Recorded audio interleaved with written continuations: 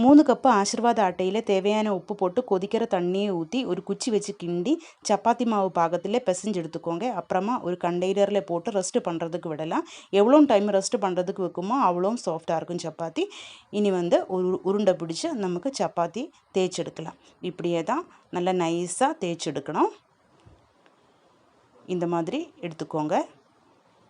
அப்புறமா தவையை சூடு பண்ணி நமக்கு இந்த சப்பாத்தி வேக வச்சு எடுக்கலாம். தவை நான் அடுப்பில் வச்சுருக்க. இனி சப்பாத்தி சுட்டெடுக்கலாம். இப்படியே தான் 2 சைடும் திருப்பி போட்டு வேக வச்சு எடுக்கலாம். இது நல்லா பொங்கி வரும். இந்த சப்பாத்தி சாஃப்டாக இருக்குது. இன்னொரு சப்பாத்தி எண்ணெயை தடவி நமக்கு வேக வச்சு எடுக்கலாம். இந்த சப்பாத்தியும் நல்ல டேஸ்ட்டாக இருக்கும், சாஃப்டாக இருக்கும். இப்போ நம்ம சப்பாத்தி ரெடியாக இருக்குது. நல்லா பேப்பர் மாதிரி மடித்து எடுக்கிற மாதிரி நல்லா வந்துடுச்சு. இதுக்கு கூட ஒரு முட்டை ரோஸ்ட்டு கூட நம்ம ரெடி பண்ணி எடுத்துருக்கு. நம்ம சூப்பர் சாஃப்ட் சப்பாத்தி ரெடியாக இருக்குது.